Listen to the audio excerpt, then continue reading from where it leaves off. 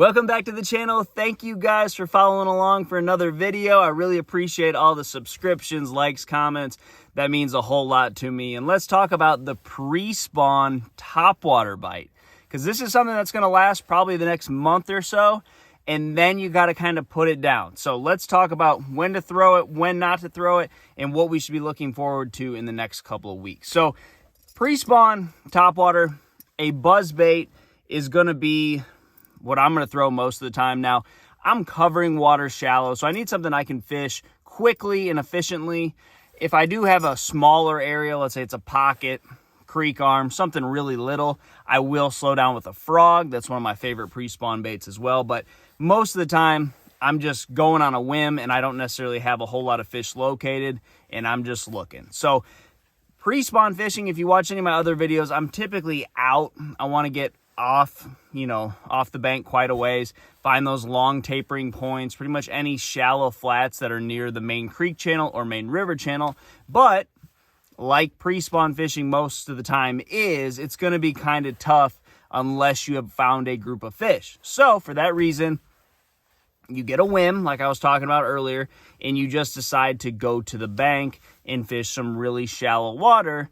What are you going to throw this time of year? Well, if the water's super clear, maybe it's just a lake that they love a buzzbait on. A buzzbait is going to be a killer bait. Anytime you have water that gets, 52, 53 degrees and it's stable, big fish that are roaming around shallow will bite a topwater. And I don't know if they're just the most curious fish and they've come in and they're up shallow purely to feed, and you can catch them on a bait like a buzz bait, but it's a great bait to cover a lot of water, and then big ones just really like it. So for the next month or so, we're going to have water that's 53, to 58 degrees, and that is prime for pre-spawn topwater fishing. 53 degrees up to 58, you're going to see your whole lake turn on. So the creeks have been playing for the last month or two. They're a little bit warmer.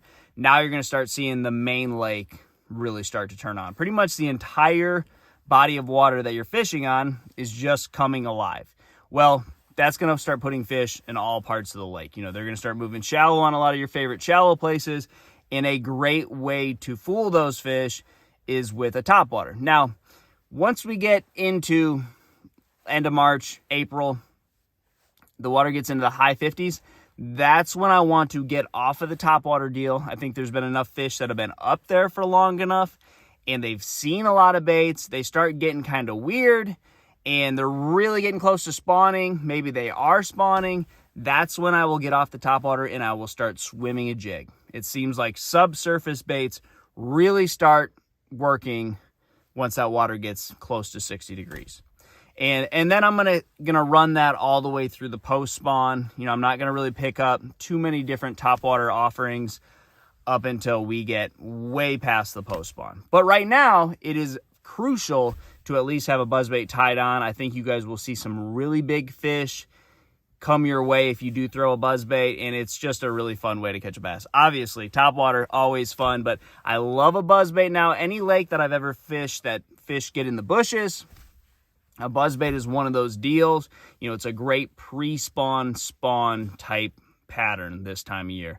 And grass lakes, highland reservoirs, lowland, whatever it may be, a buzzbait, a topwater is going to be some part of tournament wins coming up the next month or so. So try a topwater up until that water gets about 58 degrees, and it should really catch you some bigger fish. So good luck to you guys, and I'll see you on the water.